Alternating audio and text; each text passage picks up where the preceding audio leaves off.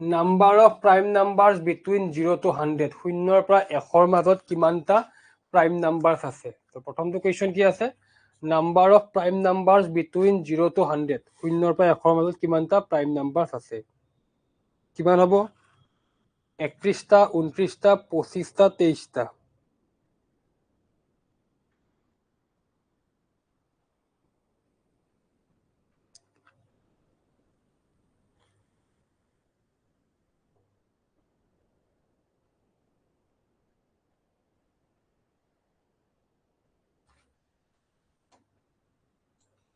Good, correct. Number of prime numbers between 0 to 100 is 25. Option number C is the correct answer.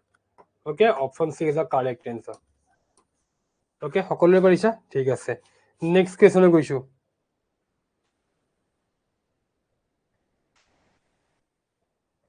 Next question what should be at place star এটা সংখ্যা আছে যত মাজত এটা star দিয়া আছে সংখ্যাটো কি 54963 ষ্টাৰ 6 আৰু এই সংখ্যাটোক যদি 8ৰে যদি ডিভাইড যাব লগা হয় 8ৰে যদি ডিভিজিবল যাব লগা হয় তেতিয়াহলে এই ষ্টাৰত কি সংখ্যা আহিব সুধিছে আমাক সংখ্যা দিয়ে সংখ্যাটো কমপ্লিট হোৱা নাই মাজত এটা সংখ্যা দিয়া নাই সেই মাজত কি সংখ্যা দিব লাগিব যেতিয়া সংখ্যাটো 8ৰে ডিভাইড যাব অপচন কি আছে 2 3 4 5 কোৱাচোন কি হ'ব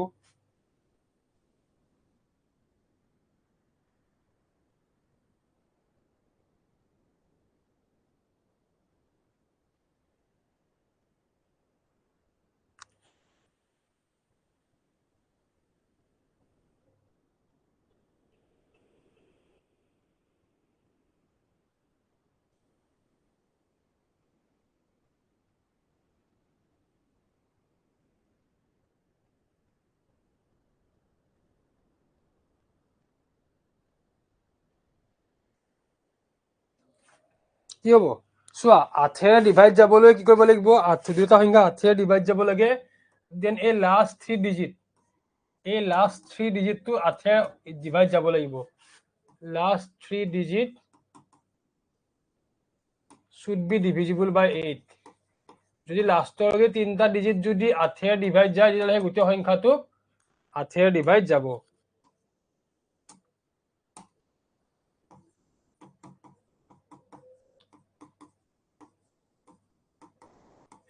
তাহলে বহাইছো প্ৰথমতে যদি মই 3 2 বহাও 326 332 টো 8ৰে যায় 6ক নাযাব হয়নে নেক্সট যদি মই 336 বহাও 8ৰে কৰিলে 8 4 গুণ 32 1 ৰোল 16 8 2 গুণ 16 সো ইয়েস তিনি বহাওতে এই সংখ্যাটো সম্পূৰ্ণভাৱে বিভাজ্য গৈ আছে তো কি হ'ব 3 হ'ব কাৰেক্ট আনসাৰ কাৰণ কিয় মই যদি 3 বহাও 336 হয় আৰু 336ক 8ৰে ডিভাইড গৈ আছে যে লাষ্ট তিনটা ডিজিটক যদি 8ৰে ডিভাইড যায় দেন অবিয়াসলি সেই গোটেই হোল নাম্বাৰটোক 8ৰে ডিভাইড যাব is it clear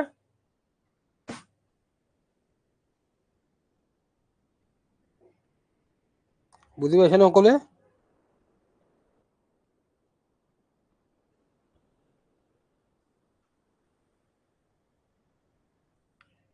okay next question যদি লিখা নাই লিখি লও সোনকালে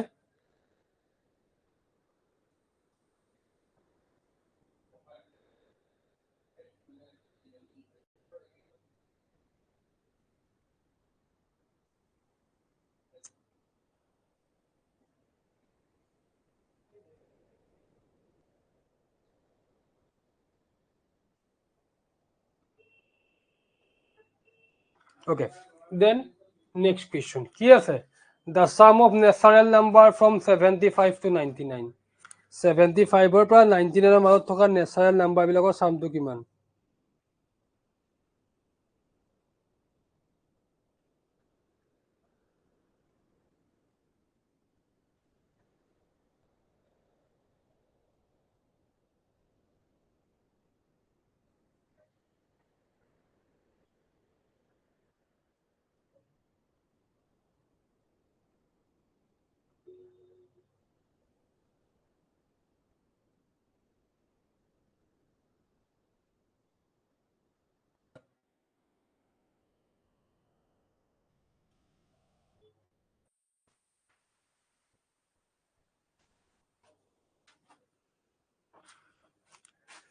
সো কি কৈছে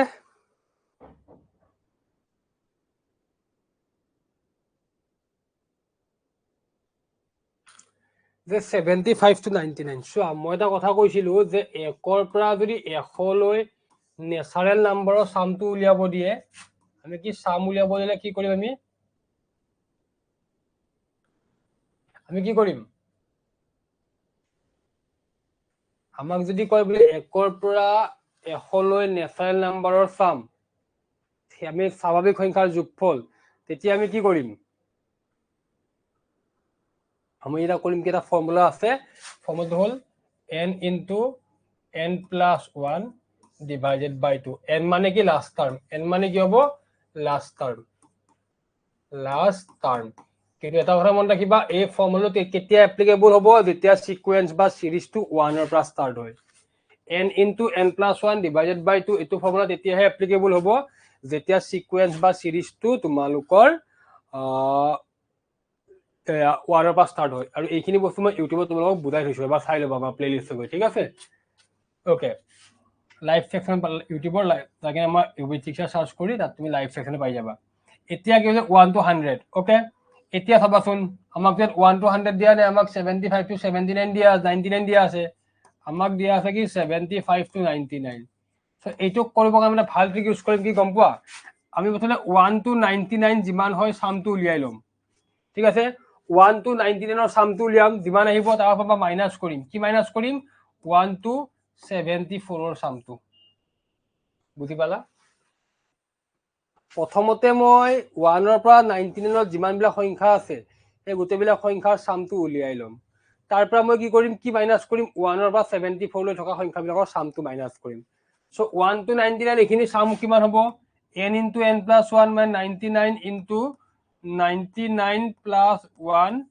divided by 2 হয়নে আকৌ 1 ৰ পৰা 74 লৈ সামটো কিমান হ'ব last term 74 into 74 plus 1 divided by 2 হইছে এই সিম্পলিফাই কৰা সিম্পলিফাই কেনে কৰিম চাই লোৱা নেক্সট এটা কৈছো আৰু চাবা 99 into 99 plus 1 মানে 100 divided by 2 minus 74 into 75 divided by 2 কাটিলে কিমান হ'ব 50 কাটিলে কিমান হ'ব 37 ঠিক আছে কিমান হ'ব 37 তে 90 into 50 কিমান হ'ব 0549 minus 37 into 75 multiply কৰা 37 into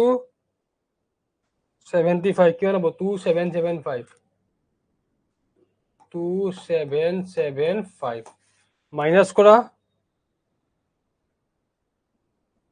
মাইনাস কিমান হ'ব 4950 minus 2775 কিমান হ'ব 2175 this is the correct answer ঠিক আছে এইটো কারেক্ট এনসার এই কোশ্চেনৰ চাই লোৱা সো এনেকৈ আমি সিকোয়েন্স বিলাক মিলাই ল'ব লাগিব আমি ডাইৰেক্ট 75 বা 79 সাম কৰিব তো আমাৰ নিমিলে কাৰণ আমি জানো যে কি n into n plus 1 divided by 2 এইটো ফৰ্মুলা ইউজ কৰিব পাৰিম আৰু এইটো ফৰ্মুলা কেতিয়া ইউজ কৰিম যেতিয়া আমি সিকোয়েন্সটো 1 ৰ পৰা স্টাৰ্ট হ'ব আৰু 1 ৰ পৰা যদি ইকুয়েশন স্টাৰ্ট হোৱা নাই আমি স্টাৰ্ট কৰি লম আৰু কেনে কৰিব দেখালোৱে ঠিক আছে বুজি পাইছা নে সকলোৱে কোৱা বিদিশা বুজি পাইছা যশোদা বুজি পাইছা সংগীতা বুজি পাইছা নে কোৱা বুজি পাইছা নে কোৱা সকলোৱে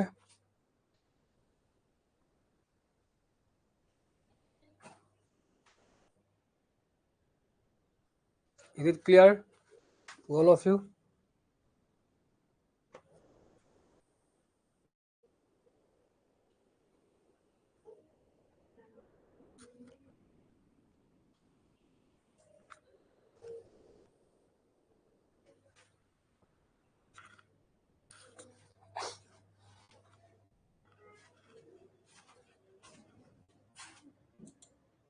Okay.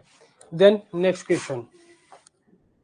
It is the sum of all odd numbers from 1 to 30. এবাৰ আহিল sum of odd number. Sum of odd number formula. Start কিনি 1 ৰ পৰা হৈছে। গতিকে বিশেষ ভাবিব লগা কথা নাই। কিন্তু কথা এটা আছে কি জানে 1 to 32 ইয়াৰ মাজত যিমানটা অড নাম্বাৰ আছে, অড মানে কি অযুগ্ম সংখ্যা, সেই অযুগ্ম সংখ্যাবিলাকৰ চামটো আৰু চাম of odd number from 1 to n, একৰ পৰা এনলৈ যিমানবিলাক অড নাম্বাৰ আছে তাৰ যদি মোক চামটো উলিয়াবলৈ ফৰ্মুলা কিমান হয়, n স্কয়াৰ হয়। কি হ'ব, n স্কয়াৰ। সো ইয়াত যদি আমি কোনোবাই যদি কৰে n স্কয়াৰ মানে লাষ্ট টাৰ্মটো এইটো হ'ব, n মানে লাষ্ট টাৰ্ম মই কৈছিলো আগতে, n মানে তুমি 32 স্কয়াৰ যদি কোনোবাই কৈ দিয়া অংকটো হ'ব সম্পূৰ্ণ ভুল। কিয় সম্পূৰ্ণ ভুল হ'ব? হয় n স্কয়াৰ মানে লাষ্ট টাৰ্ম হয়, কিন্তু 32 টো লাষ্ট টাৰ্ম নহয়। কাৰণ কৈছে কি একৰ পৰা 32 লৈ 1 ৰ পৰা 32 লৈ 32টা সংখ্যা আছে, 32টা সংখ্যা যদি অড হ'ব, নহয় নহয় তাৰে আধা সংখ্যক সংখ্যা অড হ'ব, আধা সংখ্যা ইভেন হ'ব। সো 1 ৰ পৰা 32 লৈ কিমানটা সংখ্যা আছে, 32টা সংখ্যা আছে, তাৰ পৰা আধা সংখ্যাই অড অযুগ্ম হ'ব, বাকি আধা সংখ্যা কি হ'ব, যুগ্ম হ'ব। সো টোটেল n উলিয়াব লাগিব। n টো কিমান ল'ম, লাষ্ট টাইম কিমান আছিলে 32, তাক 2 ৰে ডিভাইড কৰি দিয়া, 32 ডিভাইড বাই 2 কিমান 16, গতিকে n কিমান হ'ব 16 হ'ব। ঠিক আছে, মানে একৰ পৰা 32 লৈ 16টা সংখ্যা আছে। এতিয়া স্কয়াৰ কৰি দিয়া, তো সাম কাৰণে কি হ'ব n স্কয়াৰ। সো সামৰ কাৰণে কি আছিল n স্কয়াৰ, তো স্কয়াৰ কৰা 16 স্কয়াৰ কৰা, 16 কৰিলে কিমান হ'ব 256। কোনটো হ'ব, অপচন নাম্বাৰ এ কাৰেক্ট, 256। একৰ পৰা 32 লৈ যিমানবিলাক অড নাম্বাৰ আছে তাৰ সামটো কিমান হয় 256।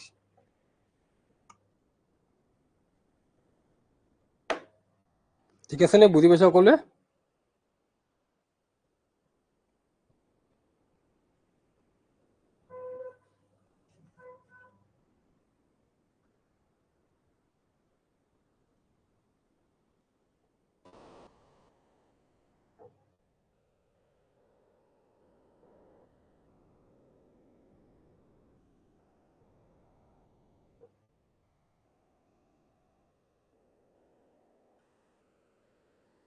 ওকে, দেন নেক্সট কুৱেশ্যন চাবা। নেক্সট কুৱেশ্যন কি আছে, ইউনিট প্লেস ডিজিট, এই সংখ্যাৰ এই ষ্টাৰ মানে কি পূৰণ দেই।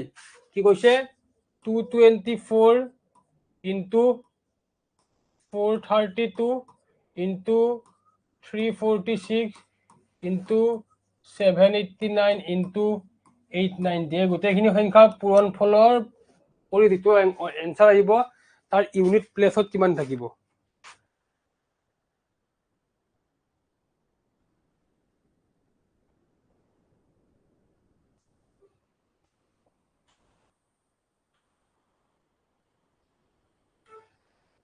মানে ক'ব পাৰিবনে?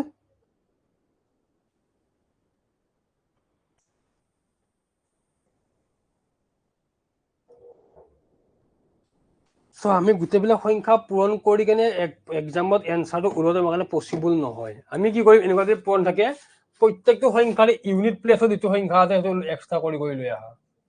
প্ৰত্যেকটো সংখ্যাৰ ইউনিট প্লেস যিটো সংখ্যা আছে এক্সট্ৰা কৰি লৈ আহা। কি হ'ব 4 ইনটু ইয়াৰ 2 আছিলে, ইয়াৰ 6 আছিলে, ইয়াৰ 9 আছিলে, ইয়াৰ 0। এতিয়া এইটো অংকৰ একেবাৰে ইজিকে ওলাই যাব। কিয়? কাৰণ ইয়াত গোটেইটা সংখ্যাৰ লগত কি পূৰণ হৈ আছে, 0 পূৰণ হৈ আছে। সো শূন্য যিকোনো সংখ্যাৰ লগতে পূৰণ নকৰিলে এনসাৰটো সদায় কিমান আহে 0। মানে এই গোটেই সংখ্যাৰ ইউনিট প্লেসত কি আহিব 0 আহিব। ঠিক আছে, কিন্তু যদি ইয়াত বোলে 0 নাহি বোলে কিবা বোলে 1 দিলে হয়, 1 যিটো সংখ্যা পূৰণ কৰি পাম কি পাম 1 থাকিলে বোলে 0 নহয় 1 আছিল বোলে। ঠিক আছে, 1 থাকিলে 4 2 যা 8, 8 6 যা সরি 9 6 যা 54 আৰু 4 2 যা 8, 54 9 গুণ 54 ইনটু 8 কিমান হ'ব 8 4 গুণ 32 হ'ল 3, 8 5 গুণ 40 43। ইয়াৰ ইউনিট প্লেসত কি আহিল 2। তেতিয়া এই গোটেই সংখ্যাৰ ইউনিট প্লেসত কি আহিলে হয় 2 আহিল হয়। বুজি পালা? কিন্তু ইয়াত 0 আছে, ইয়াত 0 হৈ যাব ডাইৰেক্ট। এইখিনি বস্তু মনত ৰাখিবা। হৈছে ক্লিয়াৰ? বুজি পাইছা সকলোৱে?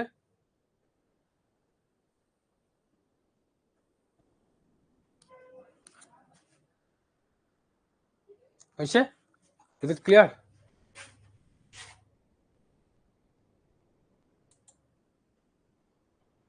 ওকে, দেন নেক্সট কুৱেশ্যন লাগব। নেক্সট কুৱেশ্যন কি আছে, find the sum of all 2 digit prime number. 2 digit prime number বিলাকৰ সামটো উলিয়াব দিছে।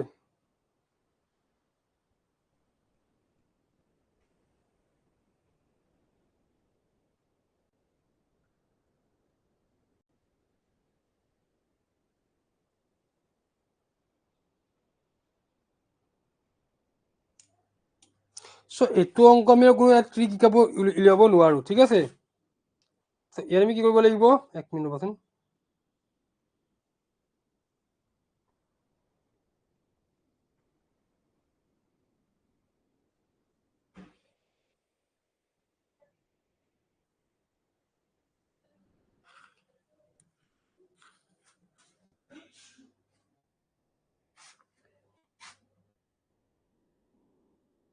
প্ৰথম উলিয়াই ল'ব লাগিব, হয়নে? আমি প্ৰাইম নাম্বাৰখিনি উলিয়াই ল'ব লাগিব।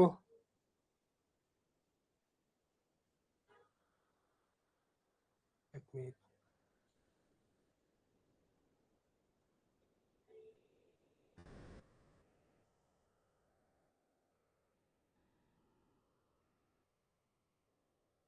অ'কে, এই তোমালোকৰ অপশ্যনে ভুলকৈ দিয়া আছে দেই, অপশ্যনে ভুল হ'ব চাগে। এইবোৰ তোমালোকৰ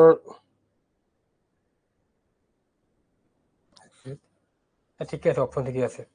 কৰি চাওঁচোন কি হ'ব, প্ৰাইম নাম্বাৰ কি হ'ব? ক'ৰ পৰা ষ্টাৰ্ট কৰিম? 11ৰ পৰা। 11, 13, 17, 19 হয়। 23, 29 হয়। 31, 37 হয়নে? নেক্সট 41, 43 নেক্সট কি হ'ব? 47 হয়। 53, 59, 61, 67, 71, 79, 73 টো হ'ব। ওকে, 73 হ'ব ন? ওকে, 73, 73, 79, 83, 89, 91, 91 নহ'ব তোমালোকৰ, 97 হ'ব, 93 নহয়, হয়নে? হয়, এতিয়া চাম কৰিব লাগিব এতিয়া। কিছুমান কুৱেশ্যন মই ট্ৰিক নোহোৱাকৈ কৰিব লাগিব, তুমি ট্ৰিক নোপোৱা। So 11 plus 13 plus 17 plus 19 plus 23 plus 29 plus 31 41 37 43 47 53 59 61 67 71 73 79 83 89 97 কিমান হ'ব? 1043। গোটেই লগত চামটো কিমান হ'ব? 1043। ঠিক আছে, অপশ্যন হ'ব option number A, 1043 is correct. নিজে ট্ৰাই কৰিবা, ঠিক আছে। মেইনলি গম পাব লাগিব যে 2 ডিজিট প্ৰাইম নাম্বাৰ এইকেইটা। এইবাৰ তোমালোকৰ এডিয়াৰ কুৱেশ্যন আহিছিলে যে 80 to 100 কিমানটা প্ৰাইম নাম্বাৰ আছে, বা প্ৰাইম নাম্বাৰৰ কুৱেশ্যন আজিকালি এটা এক্সামত আহে, কিন্তু তুমি ভালকে চাব লাগিব। অ'কে, নেক্সট কুৱেশ্যন কি আছে? Find the sum of the cubes of first 50 natural number. প্ৰথম 50টা স্বাভাৱিক সংখ্যাৰ ঘনমূল বা কিউবৰ যোগফল কিমান? মানে 1 কিউব 2 কিউব 3 কিউব কৰি যিমানবিলাক আহিব, প্ৰথম 50 লৈ কিউব কৰিবা, কিউব কৰি কিউবৰ ভেলুবিলাক প্লাছ কৰিব লাগিব। পচিবল জানো ইমান দীঘল অংক এটা কৰাটো মোৰ কাৰণে?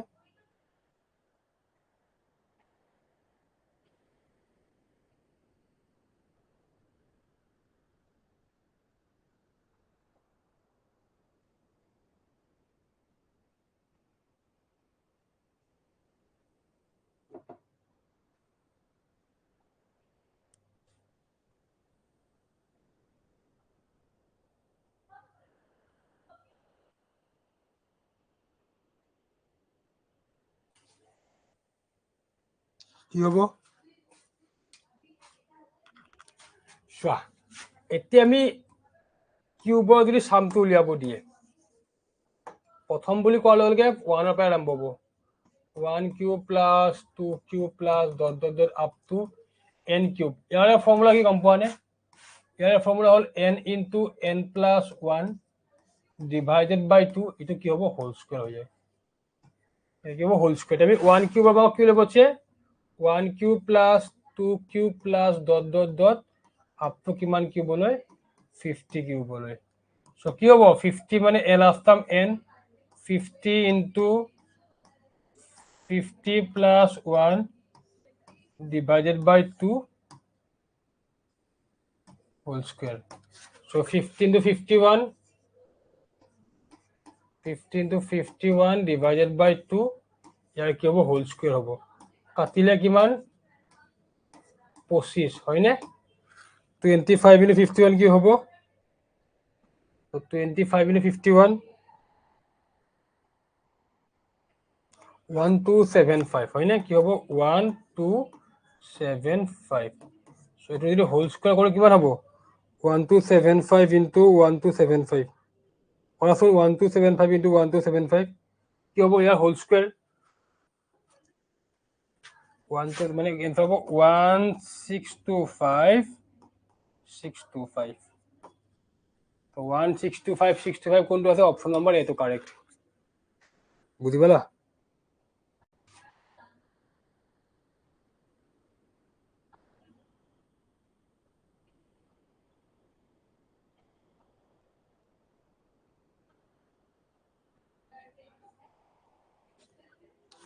ঠিক আছে